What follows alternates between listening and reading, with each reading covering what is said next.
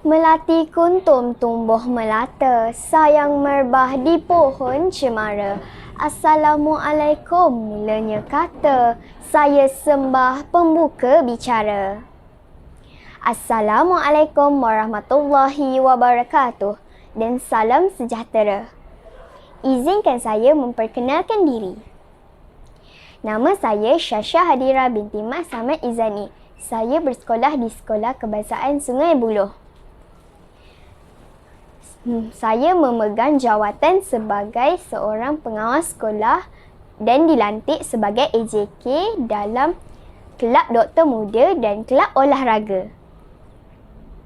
Saya pernah memenangi hadiah sempurna program Nilam, iaitu peminjam buku terbanyak dan juga memegang anugerah amalan mulia peringkat sekolah. Antara pertandingan yang pernah disertai oleh saya ialah pertandingan bercerita tahap 1 Sekolah Rendah Peringkat Negeri Selangor, pertandingan nyanyian solo lagu patriotik Sekolah-Sekolah Negeri Selangor, pertandingan dendangan syair peringkat daerah Gombak dan pertandingan My Walk My Run. Saya juga pernah menyertai program Didik TV. Pada hari ini, tajuk buku yang akan saya resepsikan ialah buku yang berjudul Sencantik Ana. Buku ini ditulis oleh Q. Laina Syuhaimi.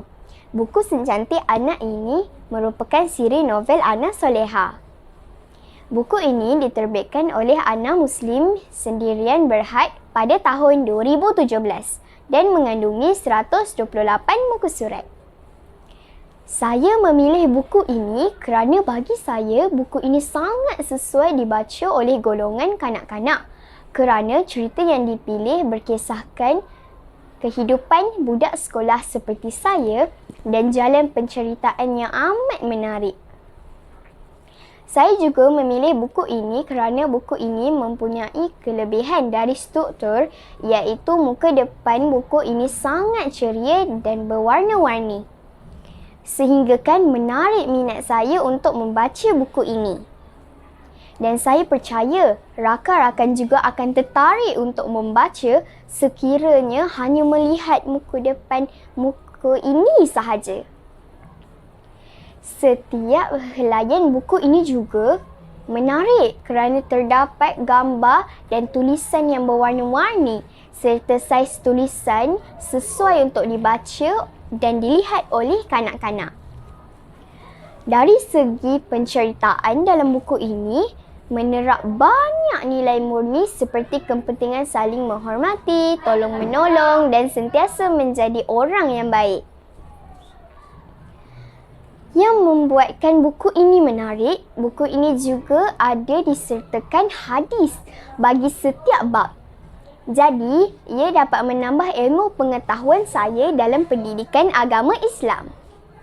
Baiklah, sekarang saya akan menceritakan serba sedikit mengenai cerita novel Sencantik Ana ini. Buku ini mengisahkan tentang seorang budak perempuan yang bernama Ana yang mempunyai dua orang adik-beradik yang bernama Lokman dan Ibrahim. Mereka merupakan anak yatim. Hidup mereka berubah sejak tinggal di rumah kebajikan Dahrul Riayah di tempat ini. Bermulalah episod kehidupan Ana. Ana mempunyai kawan yang bernama Idah dan Amira. Idah seorang yang sentiasa membuat keputusan terburu-buru dan seorang yang kuat cemburu, tetapi Idah tetap seorang yang baik. Amira pula seorang yang pendiam, baik dan lemah lembut. Ana sentiasa menasihati Idah agar bersangka baik kepada kawan barunya Amira. Amira dilahirkan dengan tanda lahir di mukanya yang membuatkan yang sangat menakut. Kerana itu, Amira tidak mempunyai kawan. Tetapi, Ana tidak seperti kawan-kawannya yang lain dan cuba untuk berkawan dengan Amira. Tetapi Idah cemburu dengan Amira kerana Ana mengambil berat terhadap Amira. Ana cuba sedaya upaya untuk berkawan rapat dengan Amira kerana Ana merasa kesihan dengan Amira. Pada suatu hari, Idah mengalami kecederaan. Amira yang sentiasa diejek oleh Idah telah menolong Idah yang dalam kesakitan. Ini menyebabkan Idah telah insaf dan rasa bersalah. Sebelum ini, dia tersalah sangka dengan Amira. Apabila mereka mula rapat, barulah mereka mengetahui bahawa Amira merupakan anak yatim piatu dan dia tinggal dengan makcik dan pakciknya. Amira selalu didera oleh pakciknya dan dipaksa untuk menjadi peminta sedekah. Disebabkan itu, badan Amira mempunyai kesan lebam. Oleh itu, Ana dan Idah telah membantu Amira agar dia dapat tinggal di asrama Darul Yahya bagi mengelakkan Amira didera lagi oleh pakciknya. Akhirnya, Amira dapat tinggal di asrama Darul Yahya dan Amira mula yakin dengan dirinya. Kesimpulannya, setelah membaca buku ini, ia dapat membuatkan saya bersyukur dengan kehidupan saya yang masih mempunyai ibu bapa.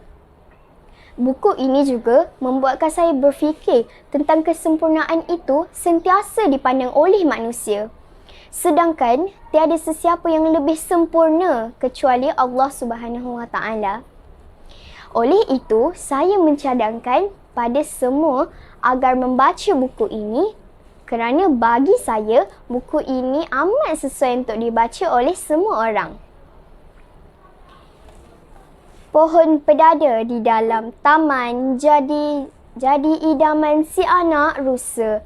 Marilah kawan, marilah teman, kita membaca sepanjang masa. Semoga resensi buku ini dapat memberi manfaat kepada semua. Sekian.